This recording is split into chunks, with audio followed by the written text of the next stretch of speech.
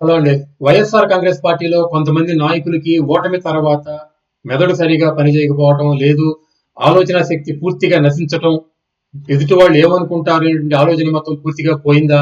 లేదు జగన్మోహన్ రెడ్డి గారంటే ఇంకా విపరీతంగా భయపడుతున్నారా? ఏదైతే ఆయన అధికారంలో ఉన్నప్పుడు తన మాట వినని, తనకు వ్యతిరేకంగా స్టేట్మెంట్ ఇచ్చినట్టు వాళ్ళని హింసించటం, వాళ్ళని ఇబ్బందులు పెట్టడం, వాళ్ళని చివరికి చంపేయడం జరిగింది కదా. అదే విధంగా ఇప్పుడు కూడా ఘోర పరాజయంతో పరాభవంలో ఉన్న జగన్మోహన్ రెడ్డి గారు కనపడితే ఎక్కడ కొడతారో అని ఆయన మనసెరిగి ఆయనకు నచ్చినట్టు విధంగా మాట్లాడితే అన్న మన ప్రాణాలు దప్పుతాయా అన్న ఉద్దేశంతో ఈ నాయకులు ఉన్నారా అనిపిస్తుందండి. పేర్ని నాని గాని, కొడాలి నాని గాని, అంబటి రాంబాబు గాని గత 5 రోజుల నుంచి ఇస్తున్నటువంటి స్టేట్మెంట్లు కనుక చూస్తే మనకి ఈ ఆలోచనే వస్తుంది. ఎందుకనంటే వీళ్ళు ఈ గత వారం నుంచి బయటకు వచ్చి చెప్పేది ఏంటంటే చంద్రబాబు నాయుడు తను ఇచ్చిన హామీలు నెరవేర్చట్లేదు, ప్రజలను మోసం చేస్తున్నాడు, ఎందుకు సూపర్ 6 అమలు చేయలేకపోతున్నాడు, అసలు వచ్చే నెల 1వ తారీఖు నుంచి అమలు చేస్తాడో లేదో చెప్పాల్సిందేను, ఇలా హామీలు ఇచ్చి మోసం చేయడం చంద్రబాబు నాయుడుకి పద్ధతి కాదు అని చెప్పి రకరకాలుగా విమర్శ చేయడం జరిగింది. ఎవరైనా ఒక కొత్త ప్రభుత్వం వచ్చిన తర్వాత వాళ్ళకు 6 నెలలు సమయం ఇచ్చి ఆ 6 నెలల్లో వాళ్ళు కుదుటపడిన తర్వాత ఆయా శాఖల పట్ల వాళ్ళు అవగాహన పెంచుకున్న తర్వాత అప్పుడు ప్రతిపక్షంగా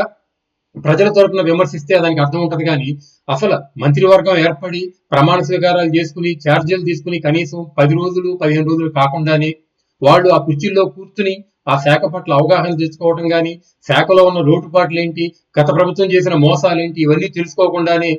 వాళ్ళ మీద అభాండాలేస్తూ వాళ్ళ మీద ప్రెజర్ తెచ్చే విధంగా, వాళ్ళని ప్రజల్లో పలసం చేసే విధంగా మీరు ఏ హామీలు చేయటం లేదు అంటున్నారంటే అసలు ఈ వైఎస్ఆర్ కాంగ్రెస్ పార్టీ నాయకులకి ఈ విధంగా స్టేట్మెంట్లు ఇచ్చే అర్హత ఉందా అని ఒకసారి ఆలోచించుకుంటే,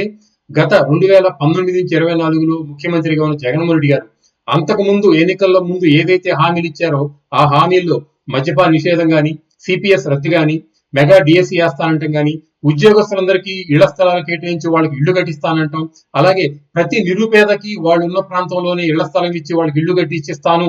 అని చెప్పి చెప్పడం, రైతులకైతే గనక ధరల స్థిరీకరణ నిధి ఏటా 3,000 కోట్లు వేస్తానని చెప్పి 5 ఏళ్లలో 300 కోట్లు వేయకపోయినా ప్రతి కాన్స్టిట్యున్సీలో కోల్డ్ స్టోరేజ్ ఇస్తానన్న జగన్మోహన్ రెడ్డి గారు ఇలా అనేక హామీలు ఇచ్చి ఆ హామీలన్నీ 5 ఏళ్లలో నెరవేర్చకుండా అదే పార్టీలో ఉన్న ఈ ఓడిపోయిన శాసనసభ్యులు ఇంకా జగన్మోహన్ రెడ్డి గారు చంద్రబాబు నాయుడు గారు పట్టుమని 10 రోజులైనా ఆయన ముఖ్యమంత్రి కాకుండానే హామీలేవి నెరవేర్చలేదు అంటున్నారంటే వీళ్ళు నిజంగా జగన్మోహన్ రెడ్డి గారికి భయపడి ఎలాంటి స్టేట్మెంట్లు ఇస్తున్నారా అనేది ప్రజలు వాళ్ళందరూ నవ్వుకుంటున్నారండి.